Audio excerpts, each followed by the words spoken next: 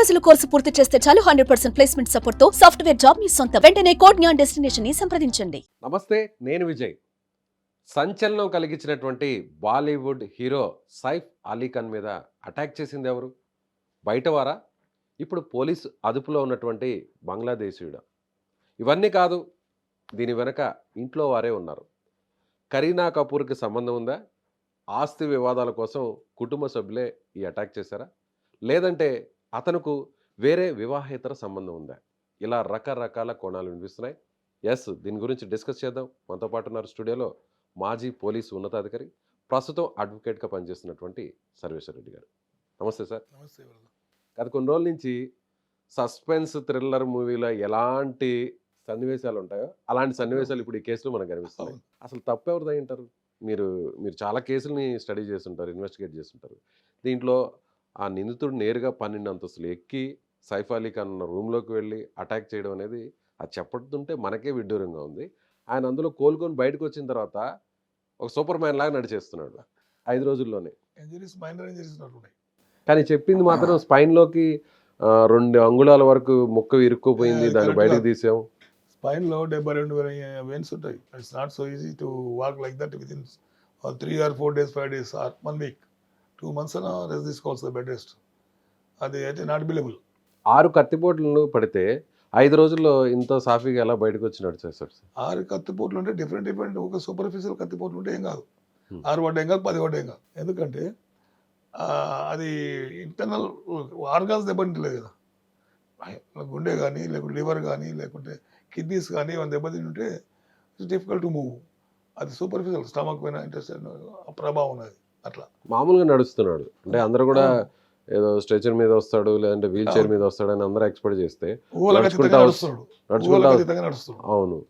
ఎందుకంటే ఇప్పుడు సైఫ్ అలీ ఖాన్ అనేది ఒక పెద్ద పట్టుడి ఫ్యామిలీ, హిస్టారికల్ ఫ్యామిలీ. అది ఆ కుటుంబం వాళ్ళ డాడీకి వెళ్ళి ఆయనకు దగ్గర 15,000 కోట్ల ఆస్తి వచ్చింది.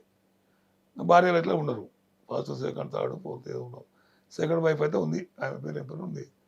అట్లా అక్కడ ఇది టోటల్ సీన్ అబ్జర్వ్ చేస్తే ఏమైతే ఇంటర్నల్ ఇన్ఫర్మేషన్ వచ్చారు, బయట ఎవడు కాదు. ఖచ్చితంగా ఇంట్లో వాళ్ళ ప్రమేయం ఉంటుంది, ప్రమేయం అంటే జరుగుతుంది. లేకుంటే 12 అంతస్తులు ఎక్కేసి వాడు నేరస్తుడు. ఈయన ఏ అంతస్తు పడుకుంటే తెలియదు, ఎక్కడ ఉంటే తెలియదు, ఎట్లా స్ట్రేట్గా పోగలుగుతాడు? నెంబర్ 1 పాయింట్ అదొకటి. నెంబర్ 2 పాయింట్ ఏంది, అక్కడ 12 కార్లు ఉన్నాయి. ఆ రోజు కార్లలో ఒక కొడుకు లేడు, ఒకవేళ 12 మంది వెళ్ళిపోయాడు, డ్రైవర్ లేడు, ఎవరు లేడు, కార్ తీసుకెళ్తాడు. ఎందుకు అదే రోజు వెళ్ళిపోయినారు? ఇవన్నీ డౌట్ఫుల్ క్వశ్చన్స్. వీటన్నిటి పరిష్కార మార్గం నాకు తెలిసి బంగ్లాదేశీయుడు అంటే మొత్తం హైర్ చేసి ఉండాలి, ఆస్తి తగాదాలని ఉండాలి, ఇంటర్నల్ ఇంకే రకరకాల తగాదాలు ఏమైనా ఉండాలి తప్ప బయట వచ్చి పగ తీర్చుకోవడానికి సైఫ్ అలీ ఖాన్ ఎవరు రాడు. అందు గురించి వాళ్ళ కుటుంబంలోనే జరిగి ఉండొచ్చు అనేది నా అనుమానం. కేవలం డబ్బు కోసం, దొంగతనం చేయడం కోసం ₹1 కోటి డిమాండ్ చేశారు. సో డబ్బులు ఇవ్వకపోతే అటాక్ చేశాడు. ఫస్ట్ పిల్లల మీద అటాక్ చేయబోతుంటే ఈయన హీరోలాగా ఎంటర్ అయ్యి ఆయన్ని అడ్డుకున్నారు. లేదు, డబ్బు అంటే పోయేటప్పుడు ఇంట్లో ₹1 కోటి దొరకవు. అంతా సినిమా స్క్రిప్టే, ఇది ఆ సినిమా స్క్రిప్టే. డబ్బు అంటే ₹1 కోటి దొరకవు, ₹1 బంగారం దొరకవు. Saif Ali Khan not is small man కాదు కదా. మన చాలా సినిమాల్లో ఆయన చాలా రొమాంటిక్ పెద్ద రోల్ ప్రదర్శించాడు. కోట్ల రెమ్యునరేషన్, 100 కోట్లు. దేవరా సినిమాలో సెకండ్ మెయిన్ క్యారెక్టర్ ఆయనదే. సినిమాలో అదే ఉంది. అందుకే ఒక 50 కోట్లు 100 కోట్లు సినిమాకి మినిమం తీసుకున్న వ్యక్తుల ఇంట్లో పైసలు ఉండవు. మొత్తం బ్యాగ్తోనే వెళ్ళిపోయాడు, పైసలు లేదు, గోల్డ్ లేదు. అంటే పర్పస్లీ ఆయన అటాక్ చేయడానికి వచ్చాడు. పర్పస్లీ, ఉద్దేశపూర్వకంగా చంపేద్దాం అనే ఉద్దేశంతోనే వచ్చినట్లు కనపడుతున్నారు. చంపాలనే వచ్చారు, పర్పస్లీ చంపాలని వచ్చింది. లేదంటే ఏదన్నా ఇదంతా కూడా సీన్ క్రియేట్ చేసి ఏదో బయటకు వేరేలాగా స్పెక్యులేట్ చేయడం కోసం ఇది చేశారు అనుకోవచ్చు. అది కూడా ఛాన్స్ ఉంది. మధ్యలో గొడవలు ఏమైనా ఉంటే కూడా సీన్ క్రియేట్ చేసేసి ఆయన్ని హత్య గురి కాబడుతున్నాడు కదా, ఎందుకు లేనిపోతే కాముకుందాం అనే కాన్సెప్ట్తో కూడా ఆ జనరల్ కనిపిస్తుంది కదప్ప.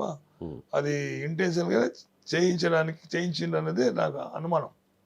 ఉద్దేశపూర్వక కుటుంబం ఉండొచ్చు, ఎనిమిలో ఉండొచ్చు, రకరకాల వాళ్ళు ఉండొచ్చు, కాకపోతే ఇంటెన్షన్ ఉంది. కరీనా కపూర్ మీద కూడా అనుమానం ఉంది. ఆమెను కూడా కష్టాలు తీసుకొని విచారిస్తుంది కదా. లాస్ట్ ఇన్వెస్టిగేషన్ తిరిగి ఆడికి వచ్చింది. లాస్ట్కు ఆమె ఏమన్నా చేయించుంటుందేమో అనుమానంతో ఆడికి వచ్చింది. నేను అదంటూ నా కుటుంబం అనే మాట అదే. కుటుంబంలోని వ్యక్తులు ఎవరైనా క్లూస్ ఇవ్వండి, స్ట్రేంజర్ అఫెండరు ఆడపోయి 12 అంతస్తుల మంది పలానా రోజులు వండుకున్నాడు అనేది తెలియదు. Number 1 point. మళ్ళీ వాడు డబ్బుకి వచ్చిందా, గోల్డ్కి వచ్చింది కాదు. Number 2 point. నెంబర్ 3 పాయింట్, అదే రోజు ఎవరైనా ఉన్నారా అంటే 12 వెహికల్ ఆయనకు, వాళ్ళంతా వెళ్ళిపోయారు, ఎవరు లేడు, ఎందుకు వెళ్ళిపోయారు, అదే రోజు ఎందుకు పోయారు, ఇవన్నీ అనుమానాలతో తిరిగి కత్రినా కైఫ్ కాడికి వచ్చింది. కైఫ్ని విచారిస్తున్నాడు. మళ్ళీ కైఫ్ మరి ఏం చెప్తుంది కత్రినా అనేది ఆమె స్టేట్మెంట్ బట్టి వీళ్ళ రిపోర్ట్ బట్టి ఆధారపడుతుంది. సో 2:30కి జరిగింది తెల్లవారుజామున ఇన్సిడెంట్, కానీ వచ్చిందేమో 4 గంటలకి. అంటే ఈ 1:30 గంట సేపు ఏం చేస్తున్నారు అనేది కూడా క్లారిటీ లేదు. ఎవరు ఈ నేరస్తుడు అటాక్ జరిగిన తర్వాత దాదాపు 1.5 అవర్ తర్వాత హాస్పిటల్కి తీసుకొచ్చారు అనేది ఇమ్మీడియట్ లేదరా. లేదు. ఇంతసేపు ఎందుకు అక్కడ ఉన్నారు ఇంట్లో? హాస్పిటల్ ఉంది, ప్రేమలలో శ్రీల హాస్పిటల్ తీసుకుపోయారు. 1.5 అవర్ ఏం చేస్తున్నది గ్యాప్ ఎక్కువనే ఉంది. ఎందుకంటే వైటల్ పార్ట్ అయితే మాత్రం అంతసేపు బతకరు. బ్లడ్ యూజింగ్ అయితే హార్ట్ హ్యామరేజ్తో చనిపోతారు మనిషి. అట్లా అంతసేపు అయితే కాదు. అంటే ఇవన్నీ డౌట్లేవే. ఈ ప్రశ్నించే ఈ డౌట్స్ అని కూడా ఇంటర్నల్ క్రియేషన్ చేస్తే మాత్రం మీరు అన్నట్లు 1.5 అవర్ ఏం చేస్తున్నారు, స్టోరీలో నీకు ఏమన్నా సీన్ క్రియేట్ చేస్తున్నా అనేది 1.5 అవర్ టైం అయితే పట్టదు. ఇంట్రాగేషన్లు అన్ని బయటకు వస్తాయి, అన్నీ వస్తాయి. ఎందుకో నేను time and again I'm telling, ఈ నార్కో పెద్ద పెద్ద వాళ్ళు అంటే నార్కోలో టెస్ట్ పెట్టాలి. అది లీగల్ శాంటిటీ ఉండదు అని అంటారు, కానీ ఫ్యాక్ట్స్ అయితే బయటకు వస్తాయి కదా. కానీ గ్యాంగ్స్టర్స్ అటాక్ చేశారు బాంబేలో, సెలబ్రిటీస్ మీద చేసే అటాక్స్ వెనకంతా కూడా గ్యాంగ్స్టర్స్ ఉంటారు అని అందరూ అనుకున్నారు. కానీ తిరిగి కాదు, బంగ్లాదేశీయుడు, ఇది వేరే కారణంతో రకరకాలుగా మనం చూసాం. గ్యాంగ్స్టర్ కేసు కాదు ఇది. గ్యాంగ్స్టర్లకు దీనికి సంబంధం లేదు. ఇది వెరైటీ కేసు. గ్యాంగ్స్టర్ పెడితే గన్ పెట్టి కొట్టిపోతున్నాడు, ఇవన్నీ పెట్టుకున్నాడు, లేపేయాలనుకుంటే వెంటనే షాట్ వెళ్ళిపోతాడు. ఇది గ్యాంగ్స్టర్ కేసు కాదు, కాకపోతే కాన్స్పిరసీ కేసు, కుట్ర కేసు. ఇది కుట్ర కేసు. కుట్ర అనేది డబ్బుల కన్నా ఉండొచ్చు, కుటుంబ వ్యవస్థ పైన ఉండొచ్చు, తీసేస్తే అంతా నాకు దొరుకుతానే ఉండొచ్చు, ఏదైనా ఉండొచ్చు, ఎనీథింగ్ కెన్ పాసిబుల్. ఇది nothing but is conspiracy case 120. అట్లా గ్యాంగ్స్టర్ కాదు. ఆయన మా సంపనికి అవసరం, ఏ గ్యాంగ్స్టర్ కూడా అవసరం లేదు. వీళ్ళందరూ ఫుల్ సెక్యూరిటీలో ఉంటారు. వీళ్ళు నాటే జోకు 12 అంతస్తుల బిల్డింగ్లో ఉంటారంటే ఎక్కడ ఉంటారో తెలియదు అని. గ్యాంగ్స్టర్ అంతా కూడా ఏమైనా కొట్టాలంటే పబ్లిక్ మీటింగ్లో, లేకుంటే సినిమా దాంట్లో ఏమైనా కొట్టాలి షూటింగ్లో, కానీ ఇంట్లో పోయి కొట్టిన స్కోప్ ఉండదు. అంటే ఇదంతా ఒక సీన్ క్రియేట్ చేసి దొంగతనం కోసం ఒక దొంగ వచ్చాడు, సో పొడిచి చంపేసి వెళ్ళిపోయాడు అనే సీన్ క్రియేట్ చేయడం కోసం ఇదంతా చేశారు. యాక్సిడెంటల్ గా జరిగింది అన్నట్లు క్రియేట్ చేసినట్టు కనపడుతుంది. అంటే వాళ్ళు చెప్పడానికి మీరు చెప్పిన దొంగతనం దొంగ వచ్చిండు, వాడిని పిల్లలు పడని పోతే అడ్డం పోతే టప్ప వచ్చిండు, పారిపోయాడు అనేది చెప్తున్నారు. కానీ that is not at all correct. So పోలీసులు ఇన్వెస్టిగేషన్లో మామూలు వ్యక్తుల్ని, సాధారణ వ్యక్తుల్ని ఒకేలాగా ఇన్వెస్టిగేట్ చేస్తారా? ఇలాంటి సెలబ్రిటీస్ని కూడా ఇంకోలా ఇన్వెస్టిగేట్ చేస్తారా? వీళ్ళు కొంచెం క్వశ్చనర్స్ అడుగుతారు, గోయింగ్ ఆన్ క్వశ్చనర్ అడగడము. మామూలు వ్యక్తులకు వీళ్ళు భేదం ఏమి ఉండదు, కానీ depends upon the reply other side. Anything can possible, anything can use the police. It's not barrier. Fact finding చేయడానికి మనం ఏదో ఒకటి కావాలి కదా. అంత పెద్ద సెన్సెస్ కేసు బాంబే అంతా అల్లకొల్లా ఉంది.